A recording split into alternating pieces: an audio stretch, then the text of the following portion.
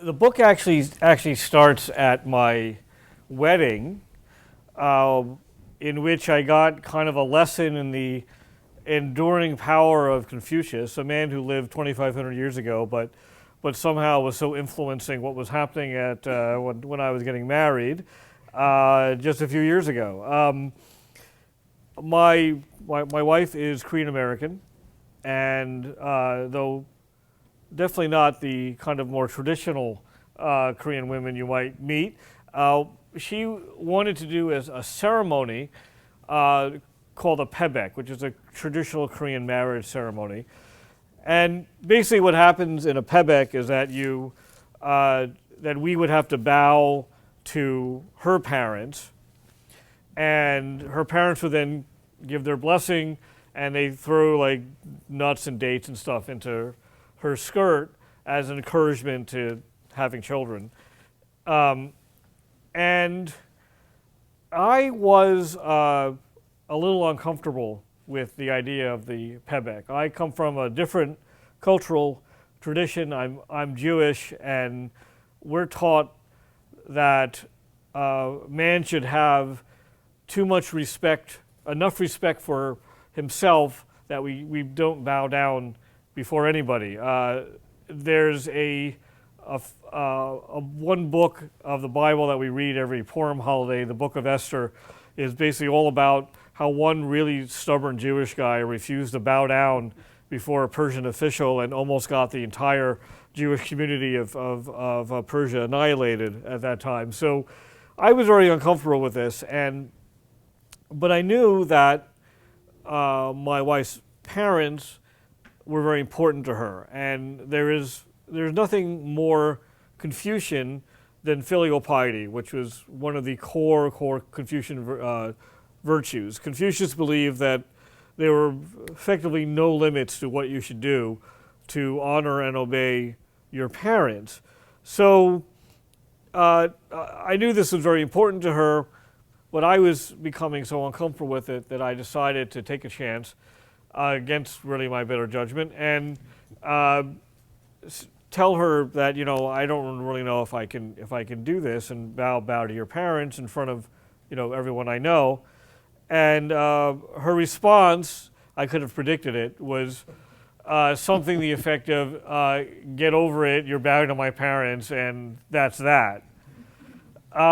So the morning before the wedding, I had to kind of draft her younger brother to give me bowing lessons. But you just can't kind of bow any way you want. It actually has to be kind of a stylized bow where you hold your hands to your forehead, and when you're dropping to your knees, you can't actually touch the floor, and all these different rules and things. So he had to kind of give me bowing lessons. And then a few hours later, after our regular kind of white dress Judeo-Christian ceremony, I found myself with my forehead glued to the floor in front of her parents. And for me, this kind of was a very, in terms of writing the book, it was such an easy way into the subject to show that, an idea that Confucius espoused at a very, very different time, in a very different age, in a very different culture, was basically governing what was happening at my wedding ceremony in a very, very different place and different time. And the power that these ideas still have over all the centuries of all these social and political change, that the ideas basically are still there and still very strong. And so these ideas endure. In what areas of life have you found Confucianism in China and other parts of East Asia? And why is it important for Westerners to know more about Confucianism? I think people in the West, they look at China and Japan and be like, okay, well, those places are different and people do different things, and why is that? And ultimately, it's because every society at its heart is based on ideas. And in the West, our society is based on the Judeo-Christian texts, the Greek philosophers, in more modern times, some of the writers of the Renaissance, and And these ideas kind of shape our civilization.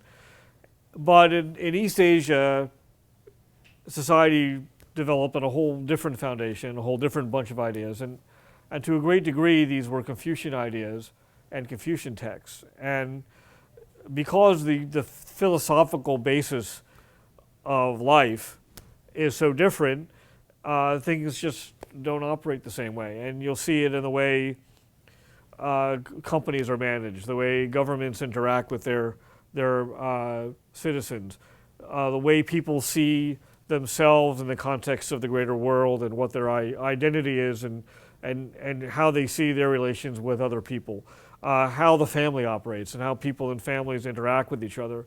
Really how people interact with each other in almost all circumstances. You know, when you walk into an office at a Japanese company and you walk into an office at a company in New York, that's not a Japanese office in New York, but you walk into a company, you could just sit there and watch, and things kind of don't happen the same way. And that's because there are different ideas that are influencing what everybody's doing. And sure, it's an age of globalization, and I live in Beijing, and there's Starbucks and McDonald's everywhere, and certain parts of it feel like you're living anywhere in the world, and people are influenced by outside ideas as well. I mean, China is communist, and that's an outside idea. So, but at the same time, these underlying principles that have come out of history are still very, very much there. And I think that as East Asia rises in importance in the world, and especially China, gaining power economically, politically, and culturally, where things that are Asian play a bigger role in our lives here, and what we eat, the movies we watch, and things like that, that we need to know more about this philosophical foundation of these societies if we are going in the West find a way of contending with and dealing with what is really the most important geopolitical shift going on today, which is the rise of China and East Asia. We fixate a lot about ISIS and what's going on in the Middle East and Iran and terrorism threats, but 50 years, 100 years from now, the big change in the world is really the rise of China and what it means for the West. And you can't really understand what's going on unless you know about the philosophical ideas and ideals that shape these societies. Thank you. We will bring out some of these business questions, political questions in just a second. Our audience knows a good deal about China, knows a lot about Chinese history, Chinese culture, probably has a fairly good sense. But for their benefit and for mine, can you give us just a short taste of what these key ideas are? I mean, as you said before the event, there's an acre written on Confucius. It could be more. I mean, there's just a whole library, and it's something you could get lost in for a very long period of time.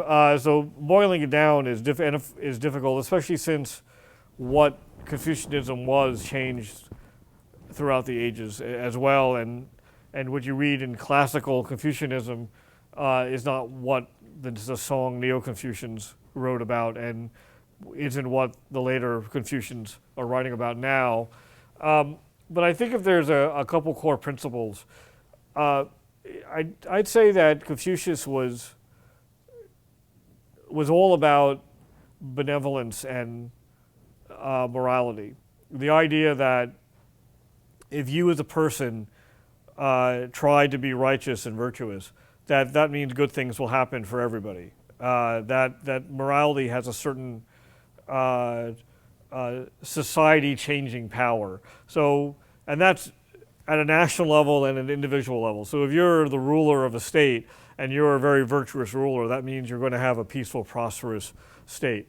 If you're the father of a family and you're a very, very caring, virtuous father, that means you're going to have a great family with great kids. It means that if you're virtuous yourself, this has almost a transformative power where people will respond in kind. So Confucianism is actually a very optimistic doctrine and a very optimistic view of humanity. I think the other core idea of Confucianism is that society is founded on the family.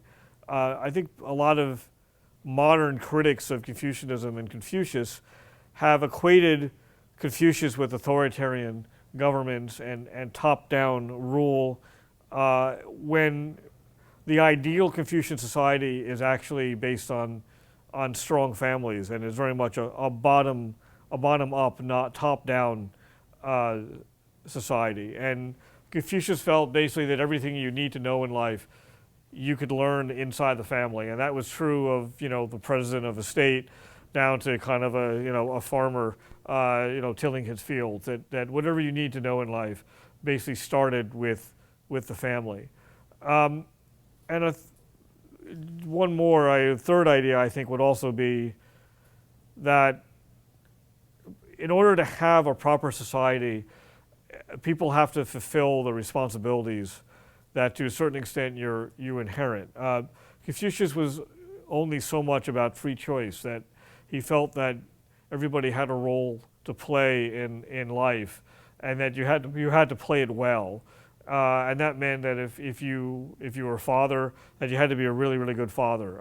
That if you were a government official, you had to be a really good government official. And whatever your role was, that you had to do the best that you could at it. And if everybody did that, then you'd have a very orderly, prosperous society. And problems come around when you don't fulfill your place in life. So you're a ruler and you'd much rather go out on hunting trips than deal with affairs of state. That probably means that your government isn't going to do very well, and that means you have problems. Confucius uses odd term called rectification of names to describe this, but what he really meant is that you have to fulfill the duties that you have in your place in life. Well, you mentioned, Michael, that it was important for Westerners to learn about Confucianism. You're here in California today, and in fact, California students at the 6th grade level are required to study about Confucius and to learn about other schools of Chinese thought. And you mentioned just now the role of the family and the role of your relationship being so critically important, fulfilling one's duty. And one of the things that Confucius stressed, of course, was the role of ritual in helping people understand their place, helping people internalize this. Right. And so ritual looms very large. Maybe you can take us back to some of these offices where you observed rituals which manifested Confucian teaching. I think what you'll find in the company is a really good way to start with this, actually, because you'll find that companies, especially I think in Korea and Japan more so than in China, have certain ideas about the way people relate to each other that you just don't see in the same way in Western companies. Being more specific, after the 2008 financial crisis, companies here in the U.S. were laying off millions of people, and so every day there's another announcement in the press about some company cutting 20,000 people or 30,000 people. Well, out of companies in Korea and Japan, you were getting the opposite press release, which was something like, "We are not going to lay off any people," and it's not something that, and they were proud to make these announcements. Well, why is that? And a lot of it has to do with how Confucian thinking has infiltrated the modern corporation. As I said a moment ago, the idea that everything you need to know in life you can learn in the family has kind of made institutions in East Asia and it almost take on the form of a family. In Confucian, the way I think Confucius would explain it was that the perfect state, to a great degree, operates like a family, with the emperor playing the role of the father. So companies have taken on kind of a more family aspect. And when you talk to managers in East Asia, they'll often say, well, I'm the head of the family, and therefore I have to behave towards my employees a certain way. So you would find this in companies in South Korea, and I've interviewed them, where this crisis hit, and their first instinct wasn't to get rid of all these people and save themselves money. The first instinct was, well, these are kind of like members of my family, and I have to treat them as such. So you had managers who were more willing to basically sacrifice themselves financially than just kind of kick people out in the street. And in return, you had what would be a very typical Confucian reaction, which is people responded to that in kind and then became very, very loyal. So from didn't jump to jobs in other companies, and when the economy picked up, they had more job opportunities, but they didn't just run off because they felt a tie and a responsibility towards the manager who had treated them in this Confucian virtuous manner. So the businessmen who talk about this, they don't just think that it's kind of being nice to people. They actually think that it's really good business because it saves them the effort of, well, if I laid off 100 people, then when the economy picked up and my orders came back, well, I'd have to hire 100 people. And you know what a pain in the neck that is, and you have to train everybody, and who knows if they're as good as my old employees. So the idea with this Confucian way of kind of managing and seeing relationships between management and labor was not just being virtuous, but it actually had a greater, business purpose, practical purpose to it. That's a very positive depiction, right? Yes. So from the part of the managers to the workers, generating loyalty, this deeply felt loyalty on both sides, and how it affects the bottom line. Are there negative aspects to Confucianism as practiced in the various companies that you've visited and written about, things having to do perhaps with an overemphasis on seniority or an inability to speak out? Right. Well, like any doctrine, it has the good and the bad depending on how you want to look at it. So another problem with some companies in East Asia is that they tend to be somewhat dictatorial, where you have a person or persons at the top who kind of lord over the company, and then everyone else is effectively, you would say, almost like a subject, where they're basically supposed to do what they're told. And what this does is that it stifles creativity, it stifles independent thinking, and it makes it difficult for young people to speak out in ways that actually may help the company. In terms of looking at that from a Confucian perspective, Confucius himself, if he wandered into one of these companies, would probably say, well, that's actually not very Confucian. Yes, there's supposed to be some kind of natural hierarchy, and there has to be someone at the top who's kind of ruling over things and making decisions. But Confucian relationships were always supposed to be, to a great degree, reciprocal. That yes, you were supposed to kind of obey the person in charge, but the person in charge was supposed to be virtuous and doing the right thing as well. So what you're starting to get into is some of the issues of, well, what did Confucius really intend society to look like, as opposed to what society ended up looking like, and what ideas did he stress that his later followers chose to stress differently or alter to suit different purposes. So what is really an ideal Confucian society, and what did later Confucians see as the ideal Confucian society, and why? An alternative subtitle then for the book is the world that people attribute to Confucius, or the world that people who thought they were Confucians created in the name of Confucius. Because there was a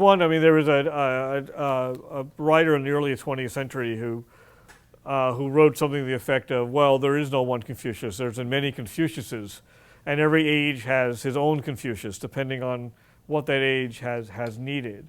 So when you look over time, there's some writers who who very much considered themselves to be very devoted followers of Confucius, who what they're writing, when you read it, you'd have to scratch your head and say, wait, it doesn't look like anything like Confucius would ever have written. And that, I mean, you're dealing with 2,500 years of writing, but there is a reformer in the very, very late 19th century in China, Kung Yue, who actually wrote about the need to basically destroy the traditional family, which is about as un-Confucian as you could possibly imagine, but he considered himself to be promoting Confucius and Confucianism at the same time. And that's just one example of, basically hundreds, thousands of people who've written about Confucian doctrine over the centuries and instilled their own ideas and wrote about it from their own perspective, depending on what they were dealing with and seeing at the time. One of this coming Saturday, we have 3 authors who are going to be talking about women in modern Chinese history. And of course, one of the subjects that critics of Confucius routinely bring up is the second place status of Confucius himself, in the records that we have that we consider to be even remotely reliable, actually did not say a whole lot about women. What he did say it was not necessarily positive. His famous phrase is something like women and servants are both difficult to nurture. If you're too close to them, they don't know their place, and if you're too far away, they get resentful. It's not an exact quote, but it's something like that. So, Confucius lived in an age when Chinese society kind of already had awarded women somewhat of a secondary status, and he was not in this regard. No, in other regards he was, but in that regard he wasn't necessarily a social reformer. What happened over time is that later Confucians began to write a lot about the different roles that men and women should have in society. And over the centuries, this basically condemned women to basically being the servants and assistants of men. In its original concept, though, it wasn't meant to sound as negative as it does today. Mencius, who lived roughly 150 years after Confucius and is considered the second stage, the next great Confucian thinker, he laid this out in something that's been called the 5 relationships. And what he was talking about at the time was not so much about superior and inferior in a relationship, but about the different roles that people have in society, and mainly in a division of labor. So the way that the Confucians saw things is that the outer world, of politics and business and civic life, that was for men, and the inner world, which is of the household, raising children, educating children, managing the household, that was the role of women. And the early Confucians did not necessarily see this as negative, because, as we were talking about earlier, the family was so critical to Confucian society that the role of educating children and maintaining the household and was a tremendously important responsibility that wasn't necessarily seen as secondary, just different. So that's why traditionally in Confucian societies, women have actually held a lot of power over what goes on inside the family, as opposed to the outer world of business, and that continues to be true to this day. But whatever, now we see Confucianism based on kind of modern ideas of gender parity, and it all looks so outdated, and it's very, very easy to find women throughout East Asia who want to have careers at big companies, and they see discrimination and they have trouble getting ahead, and they're like, well, this is all Confucius' fault, basically, fairly or unfairly. If we could shift for a moment here to the political realm. And you mentioned, of course, that many authoritarian regimes, beginning, a few hundred years after Confucius, monarchies using Confucianism, adopting Confucianism as a state belief system. And so we see Confucius helping to legitimate, or at least Confucianism helping to legitimate that. Right. Then in the 20th century, Chinese reformers in the May 4th movement and subsequent years, sternly critical of Confucius. Under the Chinese communists, Confucius even gets his special anti-Confucius movement in the 1970s. But now Confucius is back. Help us understand this. What's going on now in China is it's an incredibly fascinating turn of events, because many of the founders of the Communist Party were among the most aggressive anti-Confucians after the fall of the Qing dynasty, and some of the classic anti-Confucius writing was done by the people who eventually founded and were influential in the communist movement. And when the communists first came to power in 1949, they kind of put these ideas into practice, and they saw Confucianism as basically being an impediment for China becoming a modern, powerful communist state. That as long as these old traditions were there, that China really couldn't progress. And that held until the 1980s. And with the economic reform movement under Deng Xiaoping, you already, even at that early stage, around 1980, you start seeing Confucian studies reviving in China. And now under Xi Jinping, in the last 2 years or so, Confucianism has become what's a very, very prominent and standard part of the message from the government, from both the top leaders and in the state-controlled media. And Xi Jinping quotes Confucians, and either Confucius himself or other Confucian writers so much, he sounds like one of the old imperial scholar officials sometimes. There's even a whole book out last year about Xi Jinping's writings and thoughts on the Confucian classics.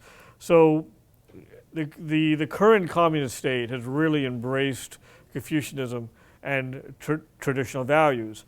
And why is that? Well, part of it is that even though they've been incredibly successful, or you could argue because the Communist Party has been so amazingly successful in the last 30 years in developing China into a rising superpower, that they've at the same time cut away at the philosophical foundation of their government. They used to be a Marxist, they still say they're a Marxist government, but obviously in this age of capitalist excess in China, these Marxist ideas aren't really taken very seriously anymore at a popular level. And then they have something, they had pinned their government on the idea that, oh, well, we do a good job of providing people, good jobs and economic benefits and growth, so we have something called performance legitimacy. But that too, with the economy slowing down and experiencing more and more problems, so that too is kind of running into trouble. So how do you then justify what is an increasingly authoritarian state? And what they've turned to, interestingly enough, is basically what the old imperial governments used to use, which is the idea of using Confucian orthodoxy and Confucian ideas to legitimize an authoritarian government, and yet attempt to paint it as being a virtuous and moral government that also cares about the people. So what Xi Jinping is doing is really reviving, to a great degree, what the Han Dynasty emperors first touched upon 2,000 years ago, and he's basically dusting it off and re-infusing it into modern Chinese politics. Does it resonate? Or does it resonate It's with a very good with question, people? and it's really hard to tell. The problem with having being in a society where you don't have independent press is that there's no real surveys to tell you what people really think. And what I do know is that this new permissive attitude towards Confucius has convinced a lot of ordinary people to, out of their own personal curiosity, to return to Confucianism and the Confucian texts and reread them and study them, put their kids into Confucian schools so they learn about it again. And how wide, this is just anecdotal, how widespread is it? I don't know, I mean, how many people do you know who regularly read Plato? You know, it may not be a large percentage of the population, but at the same time, it's pretty easy to find book groups that are getting together and reading classical literature again. And so the really fascinating thing that's going on is that now that the government has reintroduced the public to Confucius and Confucianism, and actually Chinese philosophical traditions of all types, right? It's not just Confucianism that people are reconnecting to. It's Taoism, it's Buddhism, it's all kinds of things. Once you kind of have opened this door and people are revisiting this stuff, well, what are they going to get out of it? And will they read the Analects again, and will they see the Confucius that Xi Jinping is talking about, or will they see something else? And then what does that mean for China? Yeah, the popularity, for example, of Yu Dan's televised lectures, her books, speaks to at least the interest level, right? Yes. And in terms of adoption and that sort of thing, maybe a separate question.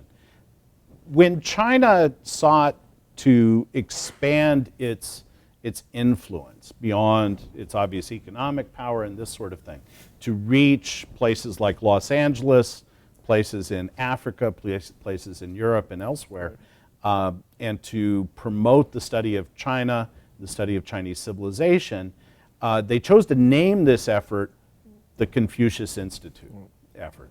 And there are hundreds of these now worldwide. Right. Why choose Confucius?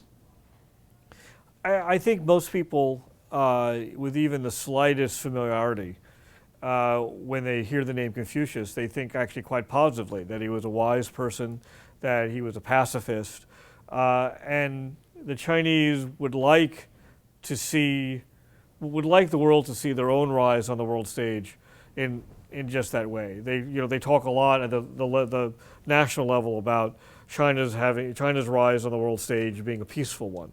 So if that's the message that you want to get out, who's a better ambassador than Confucius, who generally everybody in the world already has this idea in their mind about what he's about. So if you're going to open a Confucius Institute, it instantaneously resonates on a certain level and creates an image that China wants to foster for itself around the world. Is it working? A separate question. Well, what's interesting is that the Confucius Institutes are as controversial as this whole effort of China trying to expand its influence, right? So it especially in the U.S. and Western Europe, not so much in other places, but because the Confucius Institutes are basically governed by the Chinese state, and when you look at the bylaws, it's very clear that they have veto power over what the Confucian Institutes do. So the controversy is that do we want the Chinese authoritarian government trying to influence what's happening on university campuses all over the world, and perhaps trying to sway, or if not dictate, what people learn and don't learn, about China. The issue being, if you're a Confucius Institute in, Philadelphia, and you want to have a program on modern Tibet, can you or can't you? And then what does that mean for the academic study of China?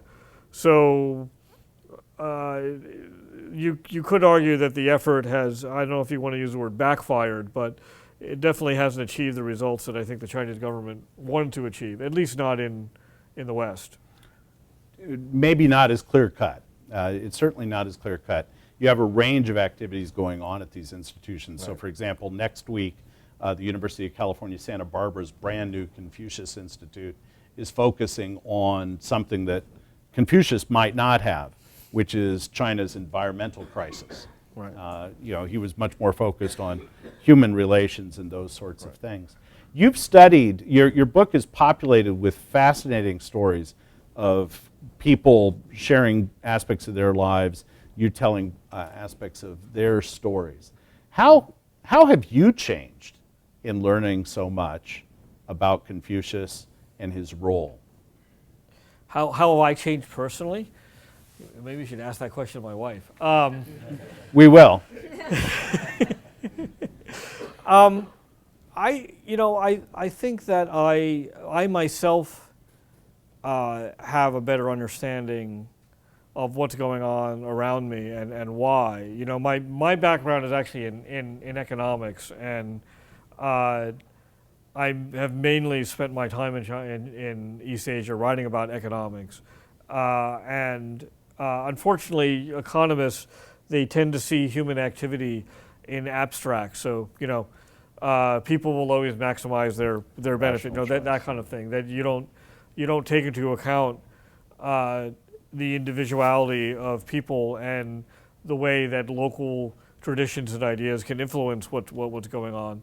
So I think for me, in the way that I've changed is that I feel that even though I was already living in Asia for quite a long time before I even started this research, that I feel like I now know, oh, well, that's interesting. Now I know why that happened, and I never understood that before. And now I can find it in this old Confucian text that it helps me understand what people are doing and why, and why. And honestly, if you're covering today in China, especially Chinese politics, it's actually become critical.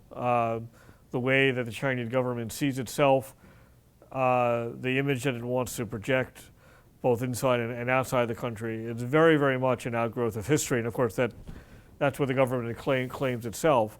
So it's impossible to kind of see what's happening in East Asia going forward in the future without really understanding some of these ideas that may seem so old, but are really still really very current in what's going on around you. Thank you. I have just one more question, then we'll turn it over to the audience. You've identified Confucianism as just central. If you're going to understand East Asia, if you're going to be able to work with people in East Asia, and especially China, you've got to understand Confucianism and how it functions. Can you tell us, where are the friction points between this Confucian culture that you've highlighted and those of the West? And where are we compatible? Well, I mean, you see them in, you mentioned women. It's a perfect starting point for this, because what's happened in women's issues in East Asia is that you have kind of Western ideas about equality that are kind of smashing right into Confucian ideas about, well, everybody has a role, right? And to a certain extent, you can see that in government as well, where there's been a raging debate going on for about 100 years over, well, was Confucius really an authoritarian, or was he actually a Democrat? And you have people looking at the same text and the same statements and heading in entirely different directions. So I think what you're seeing going on in East Asia today is that you're seeing these old Confucian ideas colliding with globalization. And in some cases that's been bad for Confucius, where he's seen as being outdated, archaic, anti-modern. In some cases it's actually been somewhat good for Confucius, where, hey, the reason why East Asia, these economies are outperforming most of the rest of the world is many people will point to Confucian traditions and education and work ethic and the way governments handle policy, all kinds of things. So this kind of conflict that's been created by globalization is influencing Confucius in both positive, and negative ways. And I think as a person who grew up in a Western tradition, sometimes you read this stuff and it sounds very familiar. I mean, some of it is just universal. Even the concept of filial piety, which is at the core of Confucian tradition. One of the 10 Commandments is honor thy father and mother. Some of the stuff really, I think, it has some aspects of it in more or less all cultures. Some of it actually doesn't feel that way. For for example, even on filial piety, the lengths to which Confucius was willing to take filial piety, what a filial child was supposed to do for their parents in a Western concept where we believe in more individuality, sounds actually somewhat quite terrifying. But what you're seeing culturally in East Asia right now is you're seeing not just old traditions conflicting with incoming ones from the West, but to a certain extent a revival of some of these old traditions, and people revisiting these old traditions, trying to understand them in a new context in modern times. And that too is running into this stream of information coming over the internet and everywhere else from the West and elsewhere. So it is amazingly tumultuous time right now going on in East Asia culturally. And I don't know what we're going to see come out of it. Thank you. Thank you.